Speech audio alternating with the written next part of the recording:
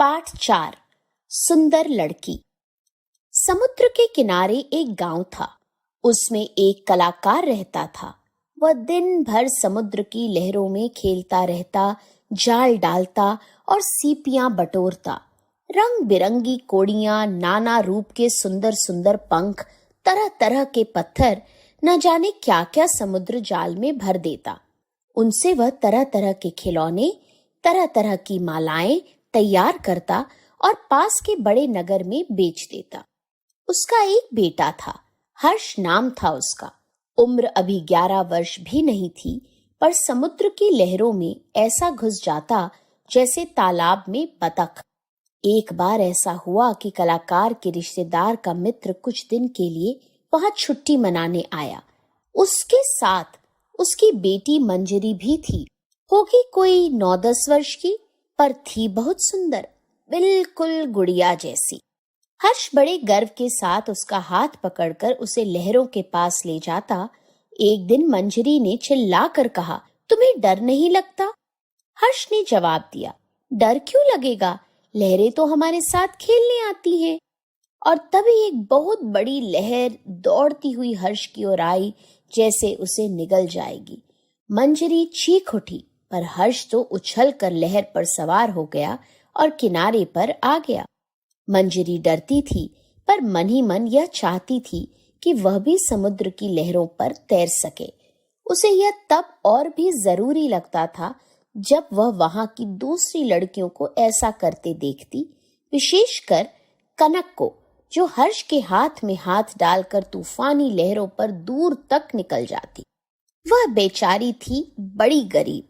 पिता एक दिन नाव लेकर गए तो लौटे ही नहीं। माँ मछलियां पकड़कर किसी तरह 2 बच्चों को पालती थी। कनक छोटे छोटे शंखों की मालाएं बनाकर बेचती थी। मंजरी को यह अधनंगी काली लड़की जरा भी नहीं भाती थी। हर्ष के साथ उसकी दोस्ती तो उसे कतई पसंद नहीं थी। एक दिन हर्ष ने देखा कि कई दिन से उसके पिता एक सुंदर सा खिलौना बनाने में लगे हैं। वह एक पक्षी था जो रंग बिरंगी सीपियों से बना था। वह देर तक देखता रहा, फिर पूछा, बाबा यह किसके लिए बनाया है? कलाकार ने उत्तर दिया, यह सबसे सुंदर लड़की के लिए है। मंजरी सुंदर है ना? 2 दिन बाद उसका जन्मदिन है। उस दिन तुम इस पक्षी को उसे भेंट कर देना। हर्ष की खुशी का पार न था। बोला, हाँ हाँ बाबा, मैं यह पक्षी मंजरी को दूंगा। और वह दौड़कर मंजरी के पास गया, उसे समुद्र के किनारे ले गया और बातें करने लगा। फिर बोला, 2 दिन बाद तुम्हारा जन्मदिन है। हाँ, पर तुम्हें किसने बताया? बाबा ने। हाँ, उस दिन तुम क्या करोगी? सवेरे उठकर नहा धोकर सबको प्रणाम करूंगी। घर पर तो सहेलियों को दावत देती हूँ, वे नाचती गाती हैं। और इसी तरह बातें करते करते वे न जाने कब उठे और दूर तक समुद्र में चले गए।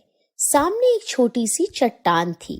हर्ष ने कहा, आओ छोटी चट्टान तक चले। मंजरी काफी निडर हो चली थी, बोली चलो।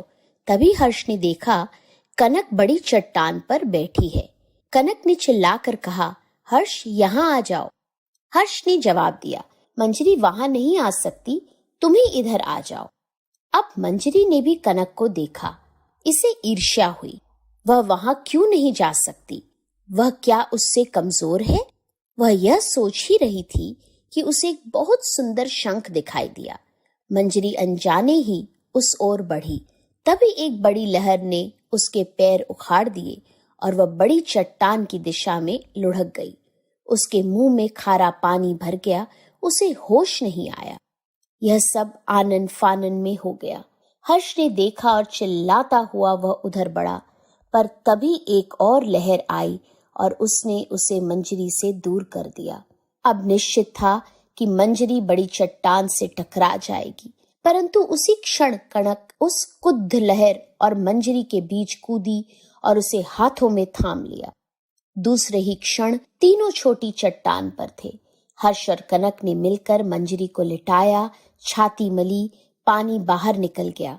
उसने आंखें खोलकर देखा, उसे जरा भी चोट नहीं लगी थी, पर वह बार बार कनक को देख रही थी। अपने जन्मदिन की पार्टी के अवसर पर वह बिल्कुल ठीक थी। उसने सब बच्चों को दावत पर बुलाया। सभी उसके लिए कुछ न कुछ लेकर आए थे। सबसे अंत में कलाकार की बारी आई। उसने कहा, मैंने सबसे सुंदर लड़की के लिए सबसे सुंदर खिलौना बनाया है। आप जानते हैं वह लड़की कौन है?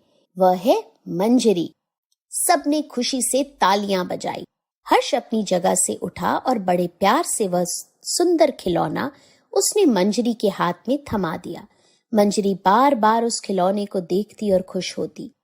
तभी क्या हुआ? मंजरी अपनी जगह से उठी। उसके हाथ में वही सुंदर पक्षी था। वह धीरे धीरे वहां आई जहां कनक बैठी थी। उसने बड़े स्नेह भरे स्वर में उससे कहा, यह पक्षी तुम्हारा है। सबसे सुंदर लड़की तुम ही हो। और एक क्षण तक सभी अचरज से दोनों को देखते रहे। फिर सब समझे तो सभी ने मंजरी की खूब प्रशंसा की। कनक अपनी प्यारी प्यारी आंखों से बस मंजरी को देखे जा रही थी और दूर समुद्र में लहरें चिल्ला चिल्ला कर उन्हें बधाई दे रही।